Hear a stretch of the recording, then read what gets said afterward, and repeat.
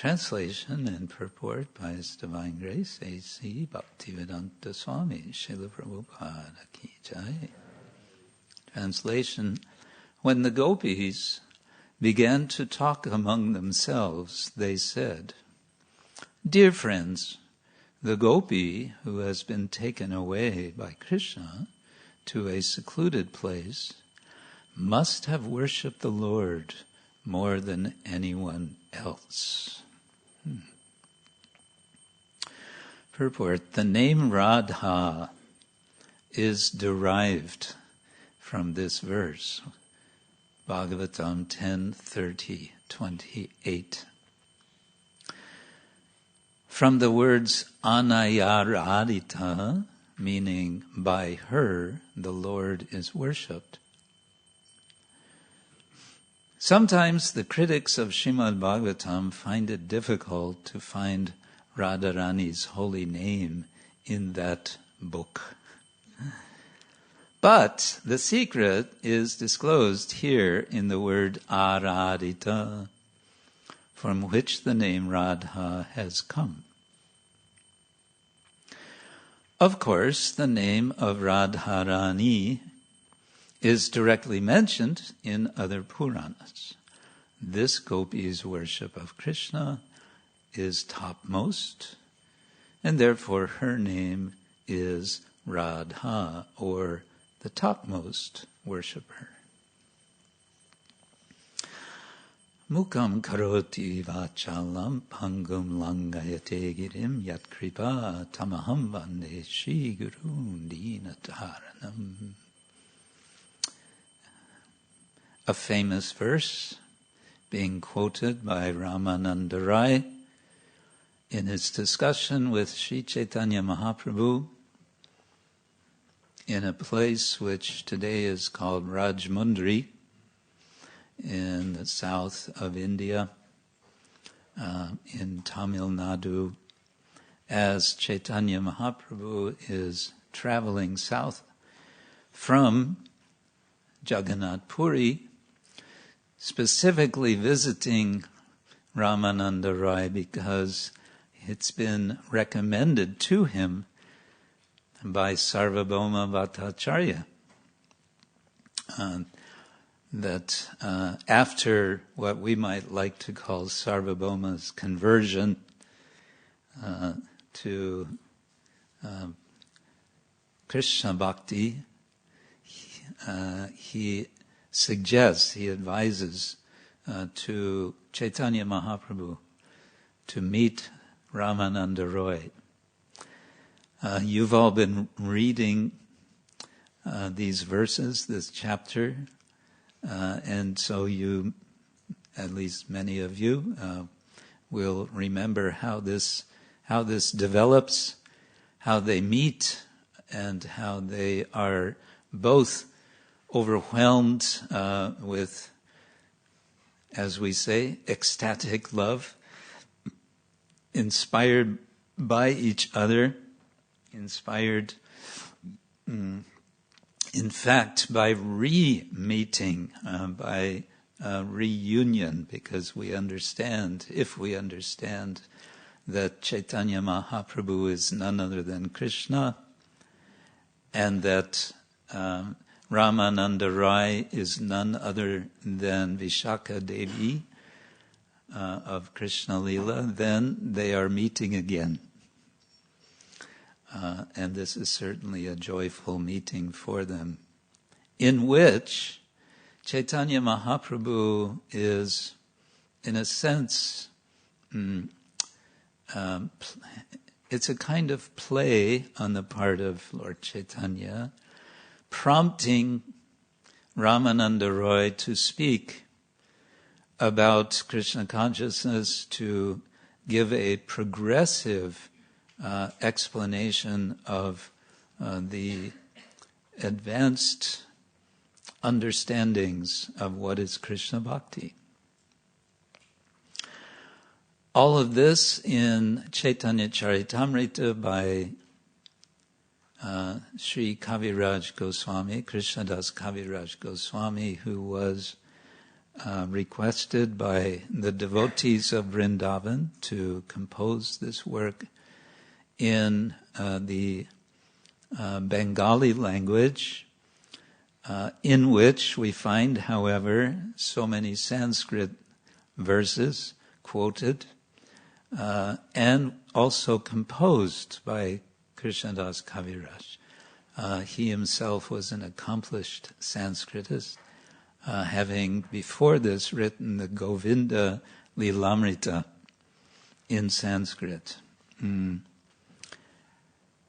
Writing the Chaitanya Charitamrita, for what purpose? After all, there had already been composed by Srila Vrindavan Das Thakur the Chaitanya Bhagavata. And Vrindavan Das Thakur, we understand from Krishnadas Kaviraj, is none other than the Vyasa of Chaitanya Lila. He praises him extensively in Chaitanya Charitamrita. So why is he writing Chaitanya Charitamrita? Again, at the request of the devotees of Vrindavan, and in particular to elaborate on Lord Chaitanya's later pastimes, much of which he heard about from Srila Raghunath Das Goswami. And we want to say something about Srila Raghunath Das Goswami today, because today is what? Today is the festival of Panihati, the Chida Dahi or Dadi Chida festival, which is also called sometimes the Danda Mahotsava. Why is it called the Danda Mahotsava? That we will explain in due course. Stay tuned. But first we want to say a bit about this subject and this particular verse, which, as I mentioned, is a famous verse of the Bhagavatam. Why is it famous? Well, in particular because of what Srila Prabhupada explains in the purport. That from this verse, or more specifically from the first two words of the verse, Anaya Aradita, is derived the name Radha.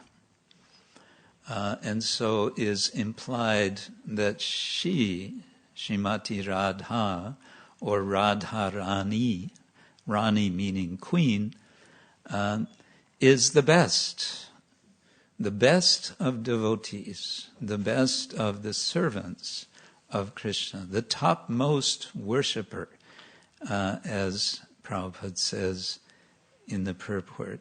She is the topmost worshipper, and it's explained by Srila Sanatana Goswami, the topmost controller of Krishna. Krishna is referred to in the verse as Ishvara, which means controller. Generally is translated as controller. We get the word Aishvarya also from Ishvara. Aishvarya we usually hear is translated as opulence. So it is, Ishvara is the Lord of opulence or opulences. It's interesting, incidentally, that this short Anushtup verse has 4 references directly to the Lord. Bhagavan, Hari, Ishvara, and Govinda. So there's kind of no doubt about who the gopis are speaking about in this verse. Even if someone may say, where's Krishna? Well, how much more do you need to understand? Govinda is Krishna, and we know that Bhagavan is Krishna, and he is Hari. The Acharyas explained, we are reminded, Hari means he who removes, and specifically he who removes suffering. The gopis are very much in distress. One of the things they're in distress about at this moment, possibly, is the recognition that Krishna is under the control, aradita. He is controlled.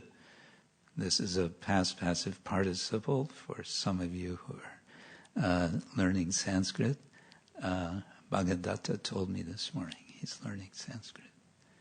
So aradita is a past passive participle simply meaning worshipped, but also, again, according to Sanatana Goswami, meaning controlled.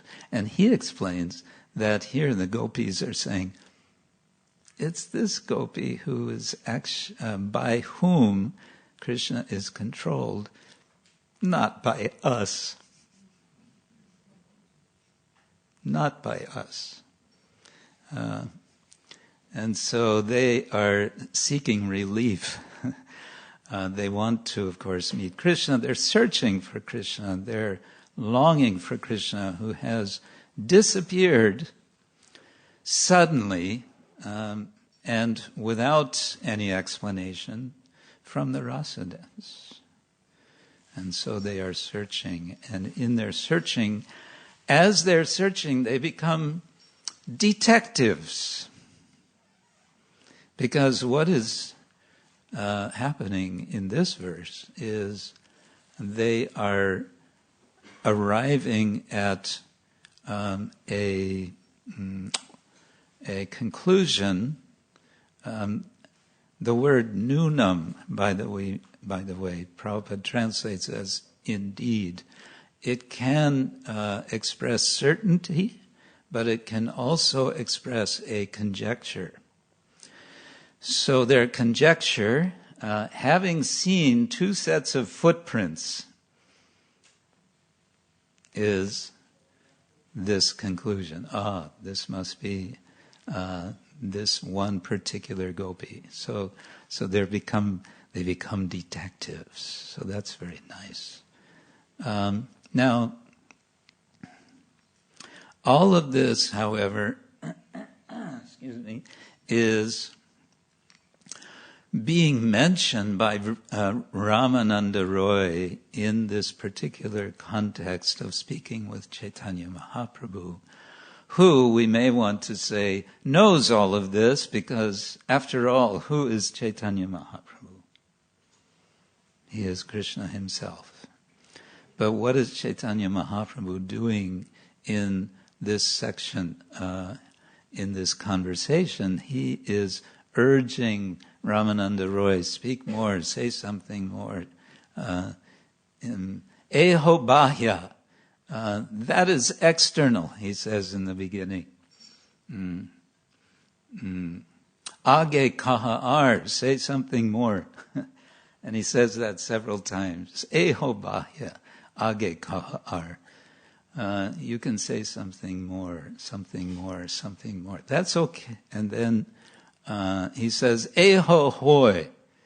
That's okay. At a certain point, he's saying, okay, now you're talking about bhakti more directly, so that's nice, but keep speaking. And then he starts speaking about the different relationships of serving the Lord. He talks about dasya rasa, and then Sakya Rasa, and I'm not sure if he mentions Vatsalya here. I think so, yes. And then Lord Chaitanya says, keep going, and then he speaks about the gopis. And then Chaitanya Mahaprabhu says, you're getting there. Keep going. And this is when Ramananda Roy speaks these verses about Srimati Radharani. So he's making this, he's pushing the envelope, as we would say today. And I think what's interesting for us, broadly speaking, is something we can all be reflecting on. We understand our movement is a preaching movement. And one way I was thinking about this, what is preaching? Preaching, we may want to say, is making space for bhakti. We live in a world which is clouded over. We may want to say this world is one big cloud of ignorance, of covering. And what we're doing in our practice of Krishna consciousness, it goes so much together. Our own practice, and Srila Prabhupada used the word so many times, preaching. Now, preaching has this negative connotation for many people. Don't preach to me, right? Okay, I won't preach to you, but kindly forget everything you've heard, as Prabodhananda Saraswati Thakur says. I put a straw between my teeth and I say, my dear sir, as Srila Prabhupada would explain, please forget everything you have learned and take up this Krishna consciousness. We are in following in the footsteps of our previous acharyas, especially Srila Prabhupada in his preaching and all of the previous acharyas, we are making an effort to make space for bhakti. Make room for bhakti. We could have t-shirts. Make room for bhakti. And then people will ask, what is bhakti? You have asked a very nice question. Now is the beginning of your spiritual life. You are asking a good question. What is bhakti? Let me tell you what is bhakti. So, making space. And this is what Krishnadas Kaviraj is reporting, that Chaitanya Mahaprabhu in his preaching is making space. He's pushing the envelope. He's going beyond what is generally known. You may remember at the beginning of this conversation, what is Ramananda's, this is a quiz. What is Ramananda Roy's first answer to Chaitanya Mahaprabhu? Yes. Yes, Varnashram. But what about Varnashram? Yes. You do your duty for the pleasure of Vishnu. Yes. What is it? Varnashrama charavata. Vata, yes. Purushena parapuman. Vishnur aradyate panta. Na anyat. Nanyatat tosha karanam. There's no other way than practicing Varnashram for Vishnu. That's what he starts with. But he doesn't end with that, because eho bahya, that's external. Notice, however, that Lord Chaitanya doesn't reject that statement.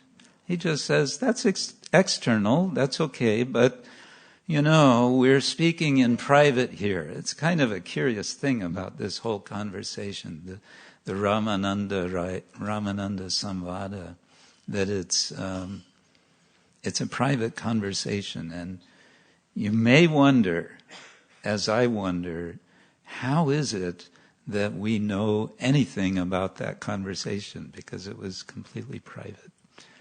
Was somebody sneaking in their recording device? How is this? Or did Ramananda Roy later, when he came to Puri, report it? Which he shouldn't have done, because Lord Chaitanya said, this is secret, don't tell anybody this.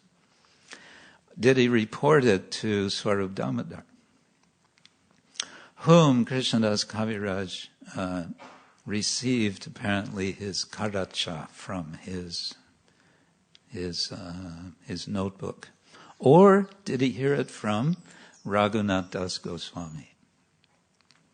Raghunath Das Goswami, Ki Jai. Let me proceed now to bring us to today's occasion, because Raghunath Das is appropriately mentioned also in the context of what we are reading today. Raghunath Das Goswami, as you may know, wrote many stotras, many verses, many verses and stotras especially.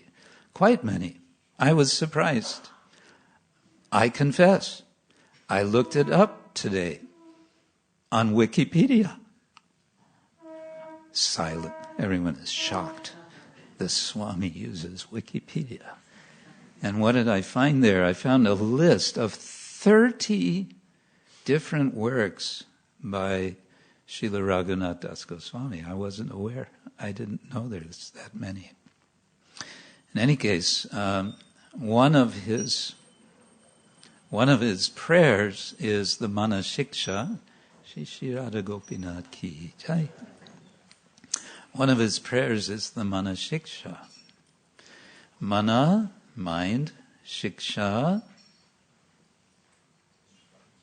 instruction to the mind. So it's nice to reflect how Srila Raghunath Das Goswami may have been instructing his own mind in writing these 8 prayers.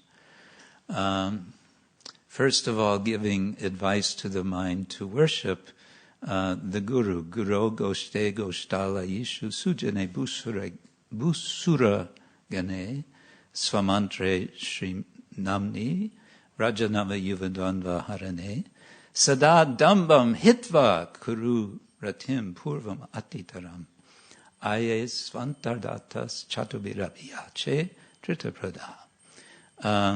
Hitva Dambam, giving up pride. Raghunath Das Goswami is a very nice model for us in giving up pride. How he demonstrated this. His utter determination, first of all, to take shelter of Chaitanya Mahaprabhu, and this is where the story of the Chittadahi Mahotsava comes in.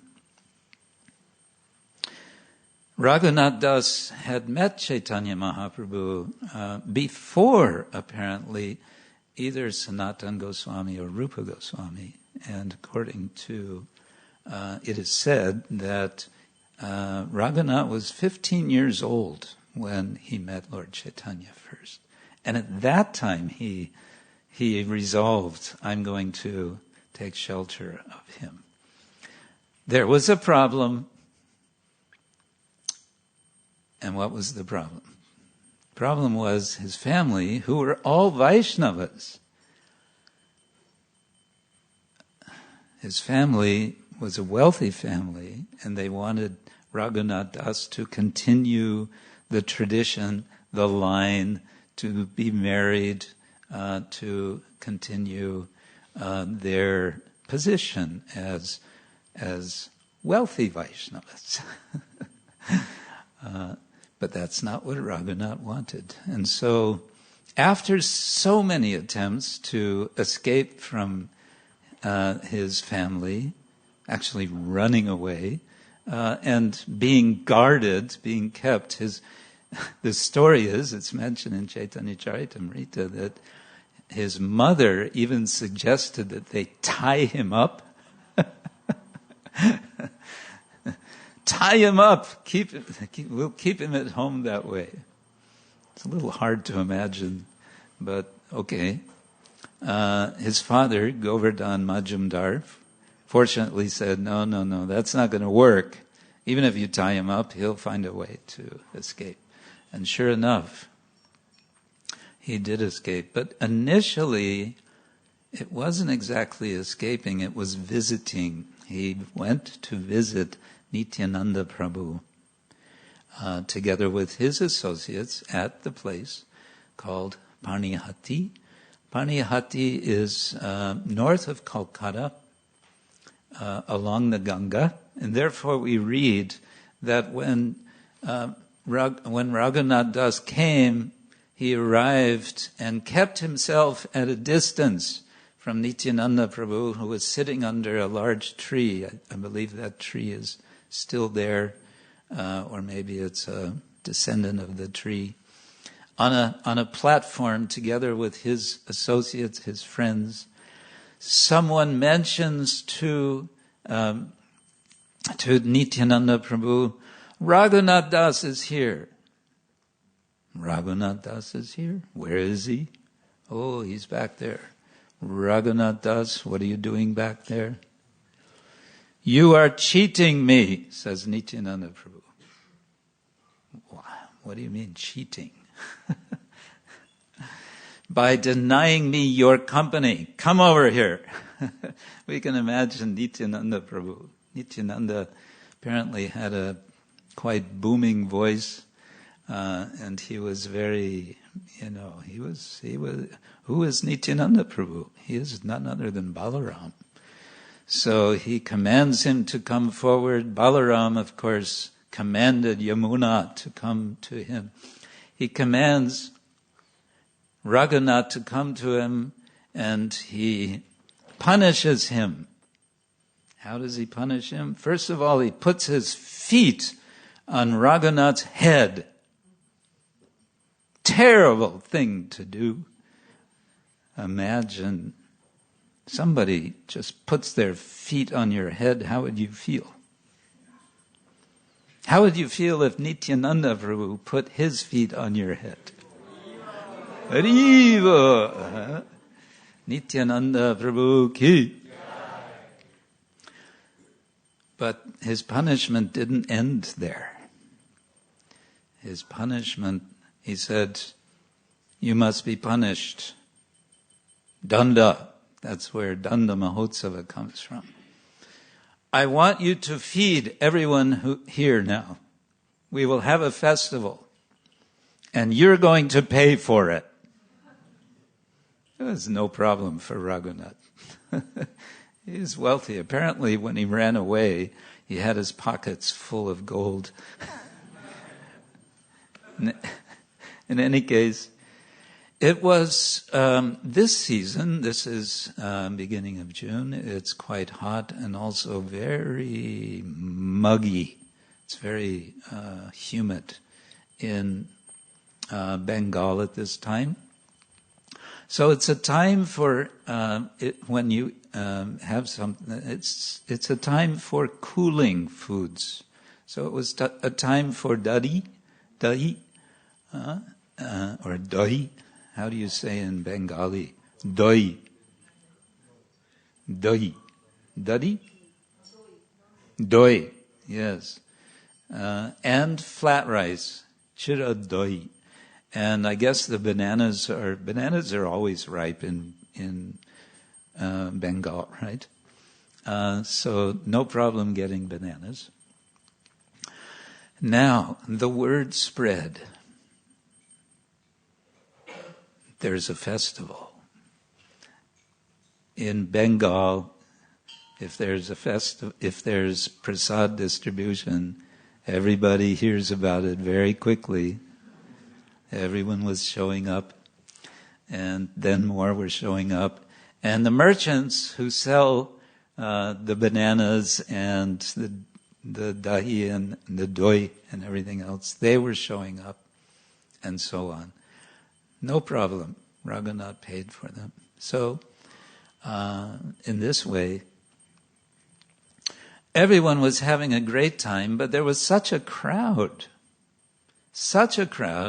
that there was no space, and people were wading into the Ganga, and they were receiving their two pots. Everyone was getting 2 pots of this preparation. Now, I don't know what kind of arrangement there will be here for Chidadahi, but I remember many years ago, some of you will know very well that His Holiness Jayapataka Swami really likes to celebrate this festival.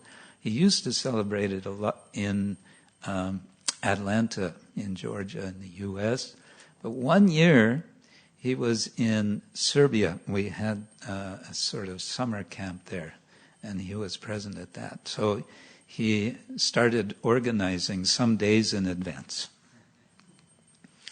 And they organized big plastic containers and lots of fruit and lots of rice. It was just rice because you couldn't get flat rice. And lots of yogurt. And then Maharaj engaged everybody in making the preparations, and he himself would go around and organize and check and see. So there were different mixtures of rice and yogurt and this fruit, another fruit, another fruit, another fruit.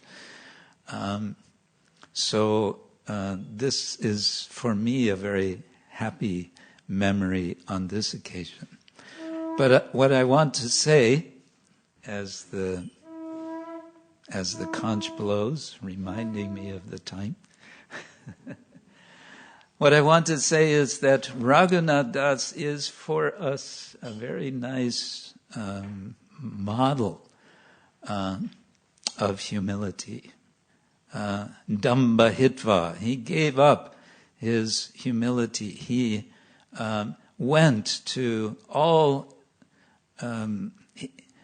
he extended his efforts as far as necessary, and this meant humbling himself in wonderful ways before all of the devotees, such that, of course, Nityananda Prabhu, but all the devotees who were present, blessed him so that he could then have association, come into the shelter of Sri Chaitanya Mahaprabhu.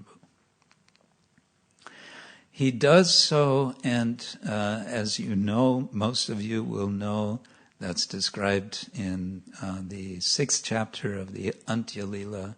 He does so in a process of becoming more and more and more and more austere in his eating. And that austerity doesn't end in Puri. That austerity extends to when he goes to Vrindavan. He lives in Vrindavan for so many years. He tells, he gives classes on his personal experiences with Chaitanya Mahaprabhu, and it's for that reason, especially, that Krishnadas Kaviraj mentions him and prays to him at the end of each chapter of the Chaitanya Charitamrita. And when Srila Sanatana Goswami departs the world, then Raghunath Das gives up eating all solid food, and he takes only some buttermilk in a leaf cup. It's said that he would take 1 cup per day of buttermilk. And then when Rupa Goswami left, it said he stopped eating altogether. Hare Krishna. So, Srila Raghunath Das Goswami ki jai. Grantaraj Shri Chaitanya Charitamrita ki jai. So much more could be said on the subject of this verse. That's just some prompting of our thoughts, our reflections, and I pray that you may be inspired to always find shelter in the words of Chaitanya Charitamrita. Hare Krishna. Srila Prabhupada ki jai.